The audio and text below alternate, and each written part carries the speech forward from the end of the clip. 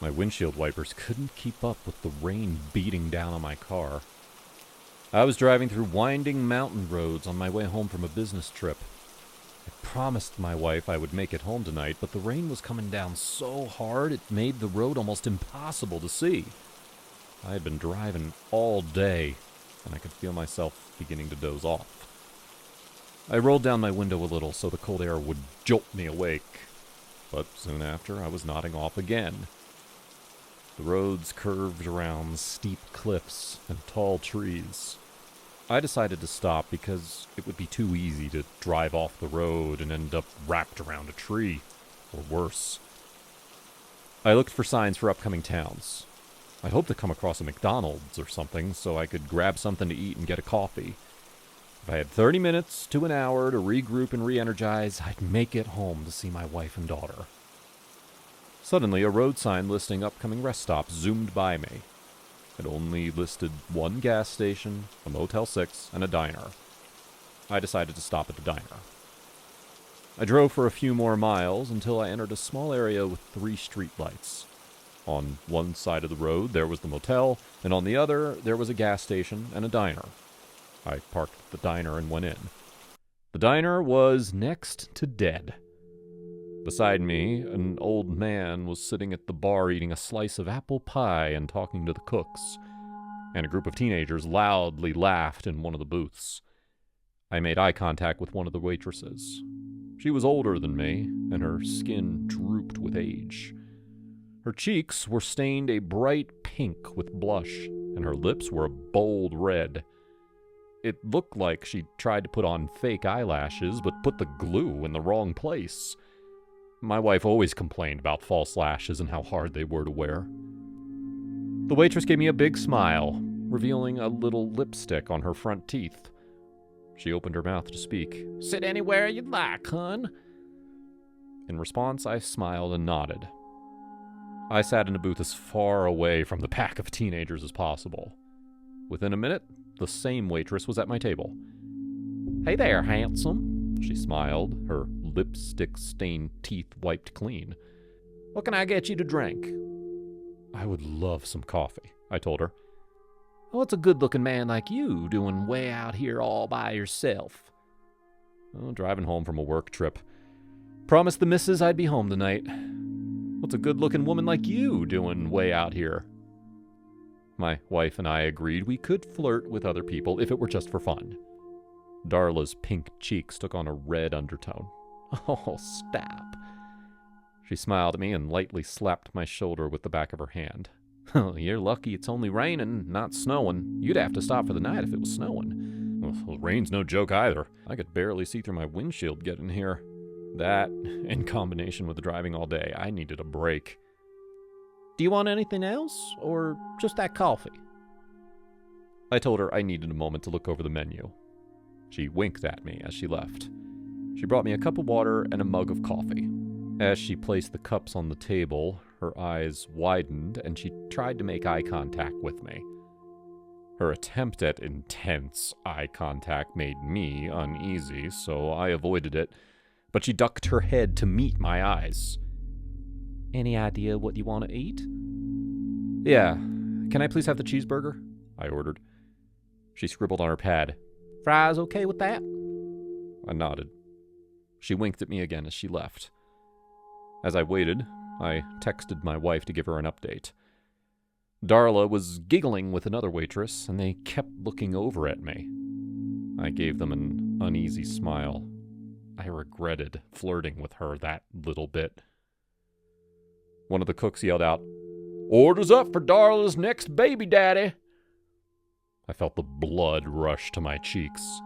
The waitresses giggled. "Oh, leave me alone," Darla told the cook playfully.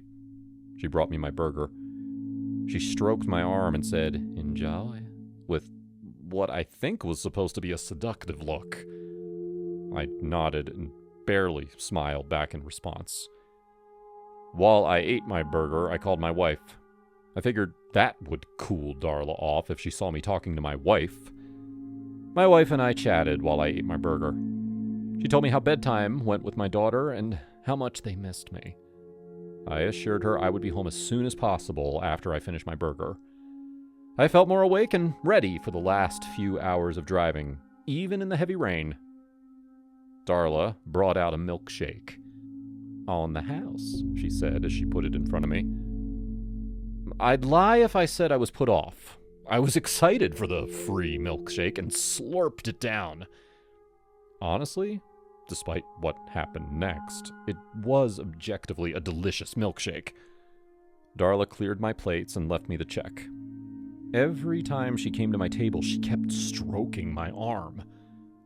When she dropped the bill off, I tried to dodge her touch, and her demeanor changed. She went from sickly sweet to angry with me.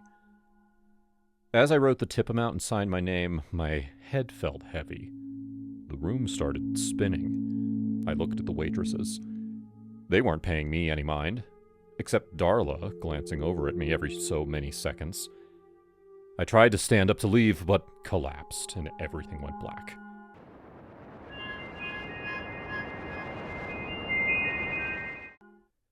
When I woke up, I was lying in a motel bed. My hands were handcuffed to the bedpost. I looked around. Sun shined through the curtains. Someone had folded my clothes and placed them on the desk across from the bed, and someone was moving around in the bathroom. "Hello?" I called out. Darla's head popped out of the bathroom. "Oh, you're finally awake." She walked out with smeared makeup. I tried to pull at my restraints, but I couldn't get out of them. They were looped around the bedpost in a way that I couldn't just stand up and run. What happened?" My heart beat against my chest as I looked around. It looked bad, and I had no idea what happened. "What time is it?" "It's about 10:30. She smiled and sat beside me, placing her hand on my chest. I tried to shake her off, but her hand remained. "Don't worry, I told your wife. You know, you gave all of us in that diner quite the scare when you collapsed. The cooks helped me take you across the street to the motel to sleep. I guess you were more tired than you thought." "Why am I like this?" She smiled deviously. "Why do you think?" She winked.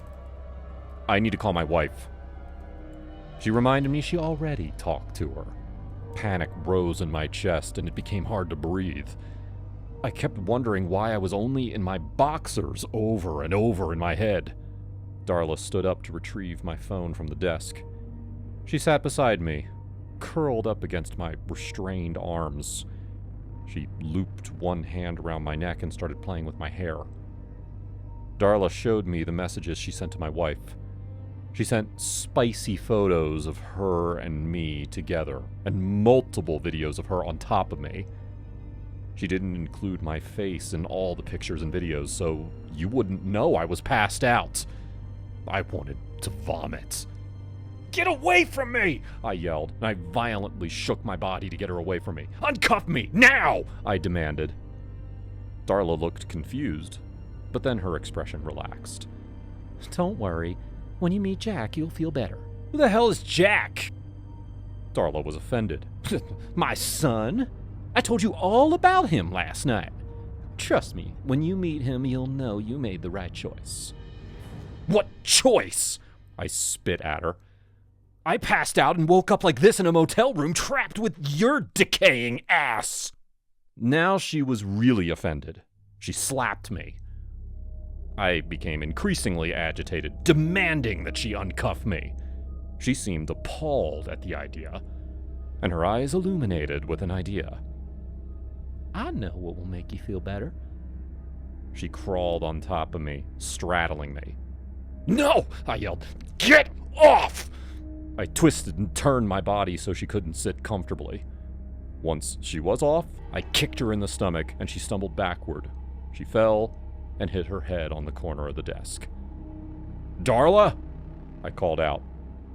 No response. Relief flooded my system. I told myself it would be okay because I would be able to say I killed her in self-defense. My mind immediately went to my wife. She saw those horrible images. There was no guarantee she would believe me about what happened, and I prayed she would. I waited for hours for the cleaners to enter the room. They were startled to see a man handcuffed to the bed and a dead woman on the floor. Thankfully, one of them grabbed a towel to cover me. The police took a while since we were in the middle of nowhere. They uncuffed me and they took my statement.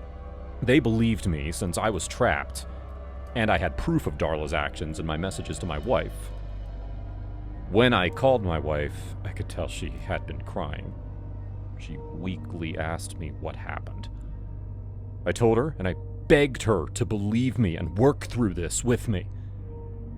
She understood, and was more concerned about me and what I just endured. She told me she knew I would never cheat on her with an old hag like Darla. After we talked, I knew I would be okay, and Darla got what she deserved. However, I think of her son from time to time and wonder what happened to him. Hopefully, he found a more stable caretaker.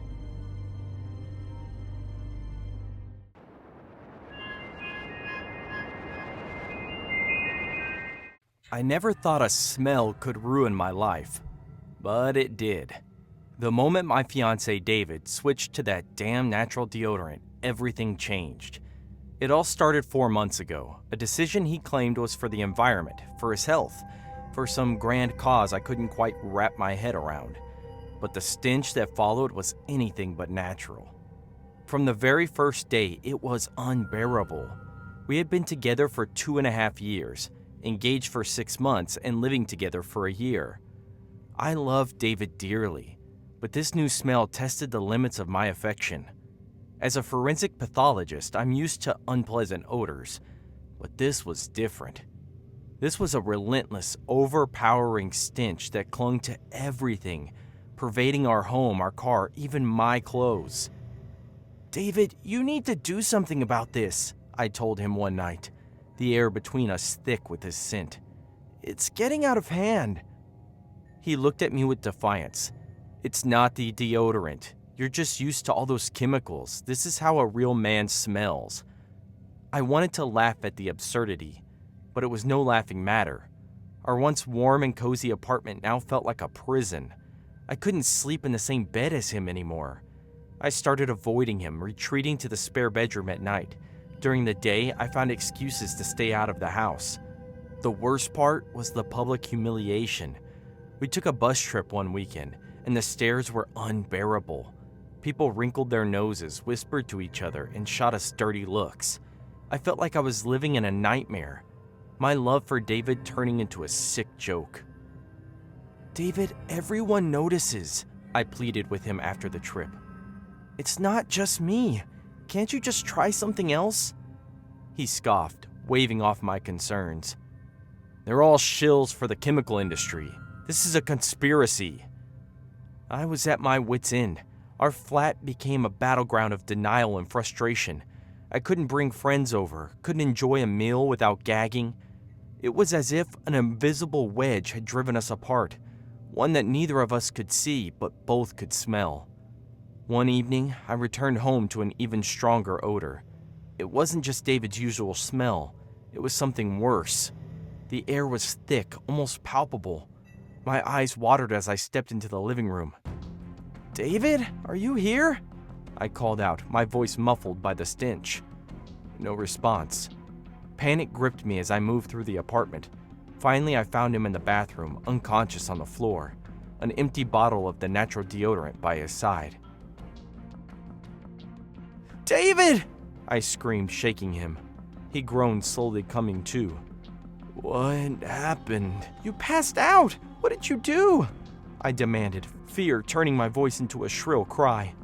I don't know, I just felt dizzy," he muttered, looking dazed. I called an ambulance and they rushed him to the hospital. The doctors discovered that the deodorant contained a high level of an unknown toxin. It had built up in his system, causing severe reactions.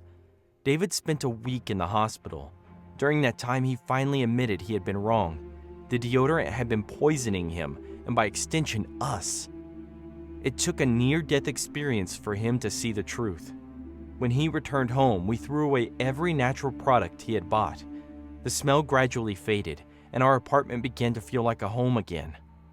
We celebrated our wedding a year later, surrounded by friends and family.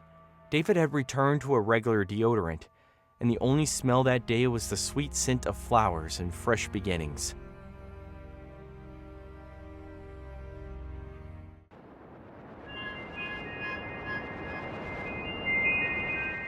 My younger sister Ginny and I have birthdays just a few days apart, so we always have to share our birthday parties.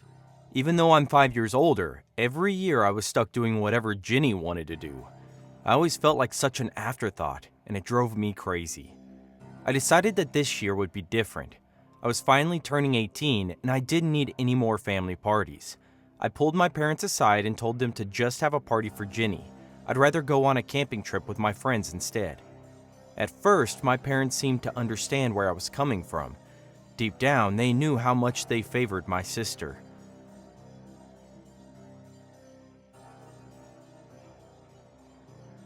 They were about to give me their permission when Ginny charged into the room and demanded that I stay for her party.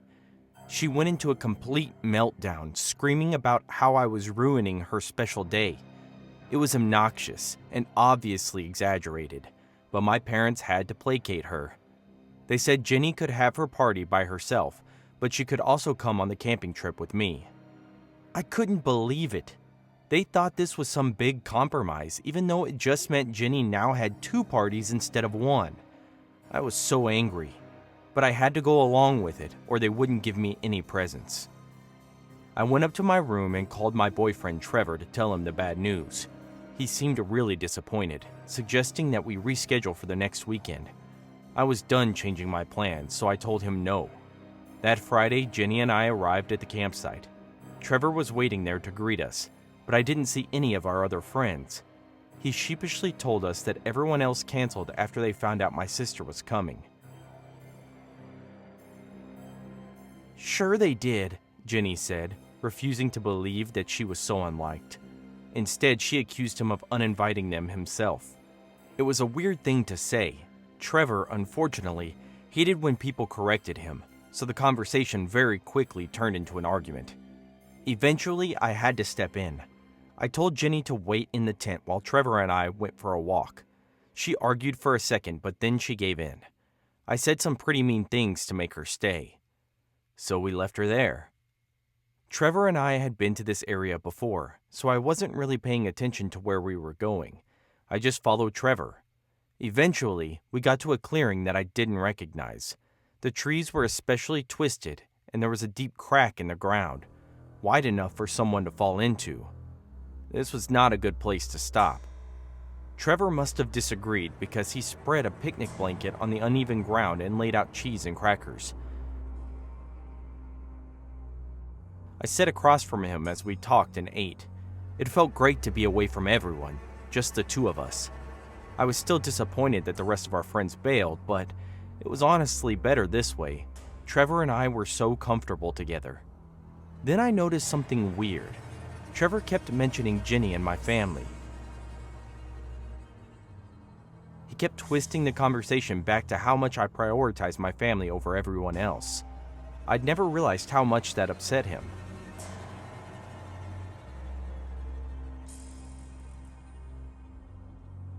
Trevor's mood just kept getting darker and darker. He was ruining our perfectly good picnic. I'd seen him go off on his little rages before, but they'd never been directed at me. I tried to calm him down to explain that I'd have less family pressure now that I was 18, but he wasn't listening. It was like he wanted to get into an argument. I stood up and started to walk away, but Trevor jumped to his feet and grabbed me. "Let me go!" I screamed. But I knew that we were too far away for Ginny to hear me. Normally, she would have followed us, but after the way I demanded that she stay at the tent, I knew that she'd stay put. "I'll never let you go," he said. "You'll be mine forever." And with that, he shoved me to the side. I hadn't realized how close I was to the wide crack in the ground. My shoulder slammed into the rock edge, and then I toppled about 12 feet into the hole. My entire left side was screaming with pain. The chasm was dark and narrow. I felt like I was in a coffin. There were roots jutting out of the walls, enough for me to climb back up. I grabbed one and pulled, but I didn't have the strength to lift myself up. One of my arms was definitely broken. From the surface, Trevor looked down and smiled. "It looks like you're trapped in there. And I'm the only one who knows." I begged for him to help me get out, but he just shook his head. Now that he had me all to himself, he wouldn't let me go. He casually sat on the edge, his legs dangling just out of reach, and explained what would happen next. He'd return to Ginny and tell her I got lost. Then he'd make sure to send the search parties in the opposite direction. And every day he'd come back to visit me with food that he'd drop into the hole. Just as he was explaining his insane plan, he abruptly stopped talking, gasped for a second, and then toppled forward into the hole. Unlike me, he landed head first, passing out on impact. I looked back up and saw Ginny standing at the edge of the hole. She'd pushed him over. "I was following you," she said. "I knew you shouldn't trust him." Then she lowered down the thickest vine she could find and encouraged me to climb up with one hand. Once I was within reach, she grabbed onto my shirt and pulled me the rest of the way. We sat together on the edge of that dark pit. She wrapped me in a tight hug. We started talking about her own birthday party next week. It was going to be horse-themed, an idea that I genuinely hated. She asked me if I was going to come. "Of course," I said. "We're sisters."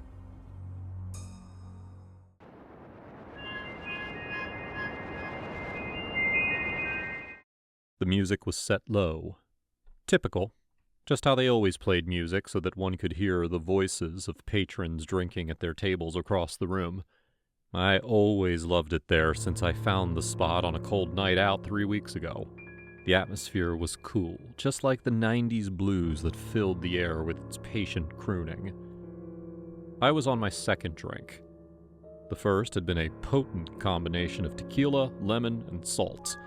It had hit my stomach and pulled out the anxiety from my core. In a way that was unusual, I felt more at ease with the crowd around me. I was staring at the plant on the table when our eyes hooked on each other. It was the most stunning moment of my life in months. I was sure my heart skipped more than a couple of beats at this muse of a moment. Her red dress risked a slit down the side that showed off her beauty. I downed the second shot before me in a blink, dusted my suit, and approached her with all the pretense of an important figure as I could muster. Our talk was smooth, easy chatter, like minds that had found each other in the strangest of places. She mentioned her name was Jennifer, and I told her my name, David. I was a writer pining for company, and she yearned for companionship.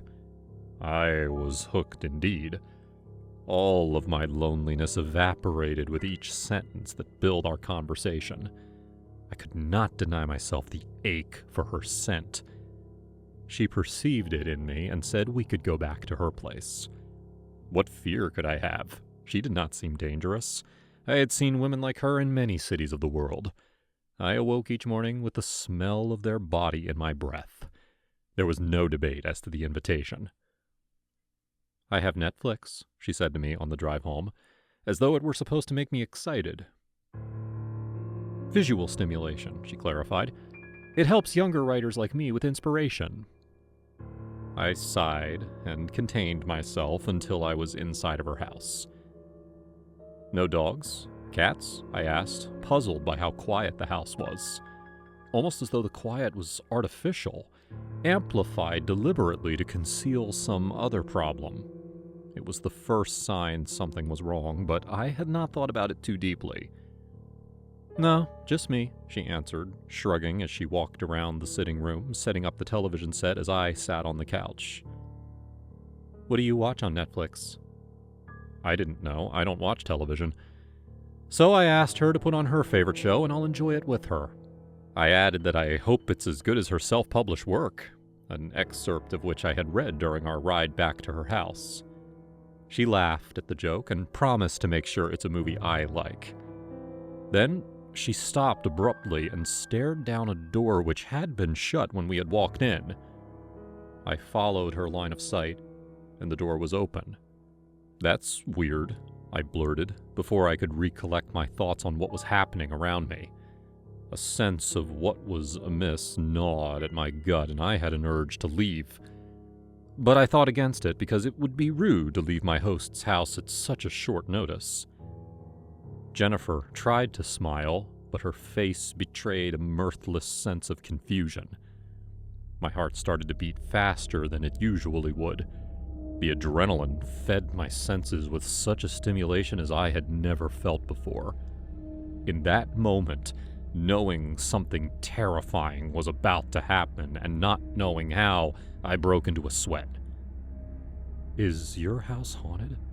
I asked quietly, hoping for humor to break down the suffocating tension in the room. "No, it's not," she replied and gulped. I knew she was telling the truth, but the way she stared, it was a blank stare into nothing, into the dark passageway, as though there was some force conjuring her attention to it. "Are you possessed?" I was able to rein my thoughts in with some regulation before the words left my mouth. My instinctive reaction was of utter terror, and my feet felt the compulsion to escape. But the writer part of me wanted to see it through, however frightening the night ended. "God, no," she muttered repeatedly, as though it helped the fact that I was almost shitting my pants seated on her couch. "Jennifer!" I barked, and she jumped, startled to even look at me. Her eyes watered up, and she struggled to manage her attention between me and the open passageway. "Leave, David," she said to me. I was hesitant. "What about Netflix?" I said, beside myself with dread, but unwilling to show it. I could feel it. She had bled her fear on me, and even the nails of my fingers had gone cold from the infection. It mattered more that I was afraid of what was happening because I did not know what was happening. Jennifer picked her hands up and started to move forward in gingerly steps. Each step was like watching a horror movie play out in front of me with real-life consequences. My belly folded in on itself, and my stomach juices rolled up to the back of my tongue. "Please, don't hurt him. I'm tired of you doing this. How did you find me?" Jennifer cried as she approached the door. Gently as she could, she lay her hands on the door to close it. A hand from inside the dark passageway reached out and pulled her by the hair. I jumped in my seat and scrambled to the floor in sheer fright. The thoughts in my head went wild from the surge. The lashing noise of Jennifer's body whipping against the floor set my entire body on alert. I turned around as a monstrous man, eyes red with rage, slipped out of the darkness.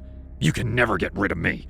I'll kill every man that touches you until you want me again," the man cried. "Hey, man, I apologize. I didn't know she was yours."